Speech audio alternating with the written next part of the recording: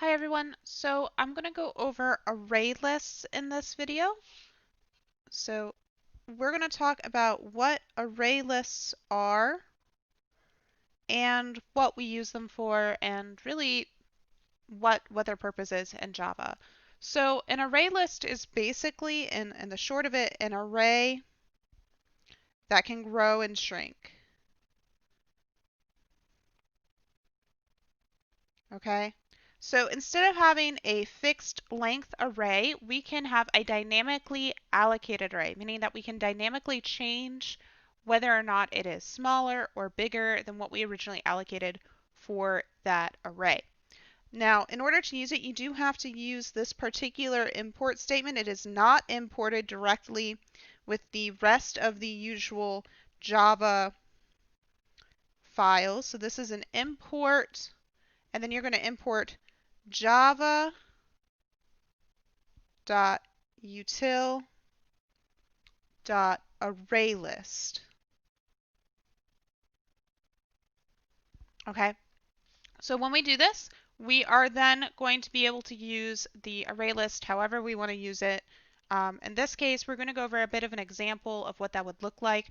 We're going to make an array list out of a string class. All right, so the array list we're going to make here is going to be just an array list.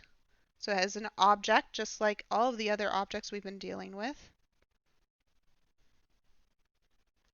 And now what's unique about the way we instantiate an array list compared to other objects is this bracket notation that I'm about to do. And I'm going to do the brackets here in blue just so that it's a little bit more visible what we're doing. And we're just going to write string. And do remember that string is capitalized in Java. All right, so we have array list string, and then we're just going to call this variable our list. So it's a list. Array list string list, and then we're going to say is equal to a new. We still use that new notation in Java, just like with any other object type or class type, and we say array list. And now there's two things we can do here. We can either just do open and close brackets. This works if you're on newer Java systems. If you're not on newer Java systems, then you're going to need to do that string inside of the brackets.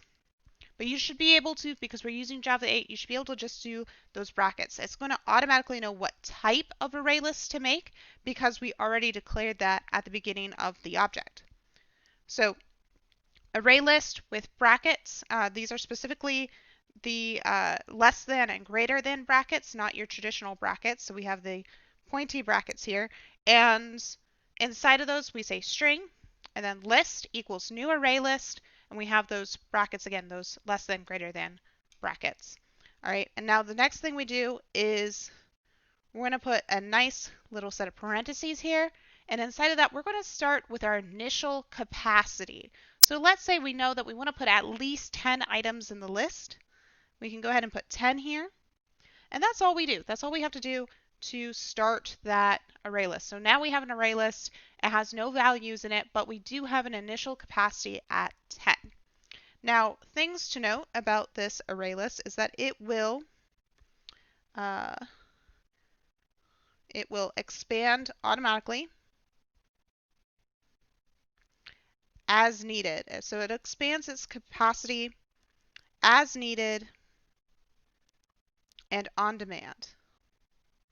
You don't have to do anything specific to make that happen, which is very different than working with an array directly or working with many of the other objects we work with directly that have a length component to them, such as a string. Strings are immutable objects. When you define a new value for a string object or a string variable, what happens is it actually creates a new string and puts it in for that object. The old string goes away. Okay. So in this case, we're able to keep our object and expand the size of that object as we go. All right, so the reason why we put in, even though that it expands that value, that length, that capacity as we need it to, putting in a good default or initial capacity size here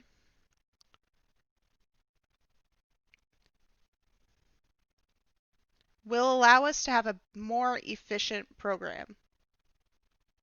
Okay, so if you know the size that you need or the approximate size that you need, then it's good to go ahead and put in that estimate so that you don't have to do it later, because every time you need to dynamically change the size of the array list, it's going to take more time and resources from your program.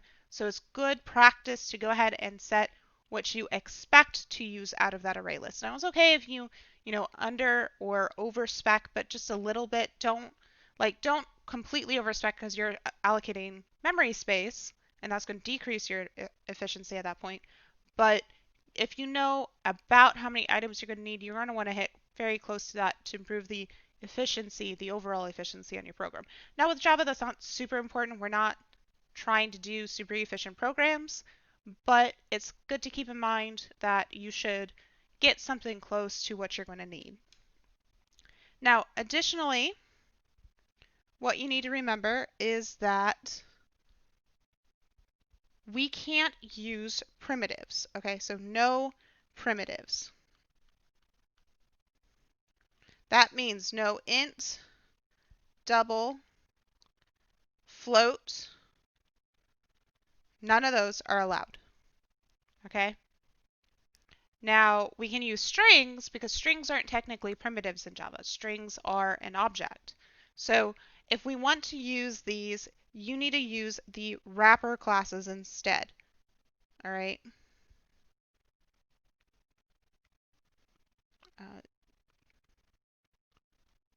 That is one of the uses for wrapper classes. All right, so you can't use primitives. You can use wrappers. Those are good. And this is what's called a type interface.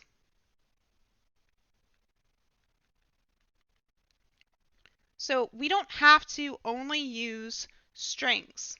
So when I declare a new array list here, so we go array list, and then we have those less than and greater than brackets, right? What I put inside of those brackets is a type.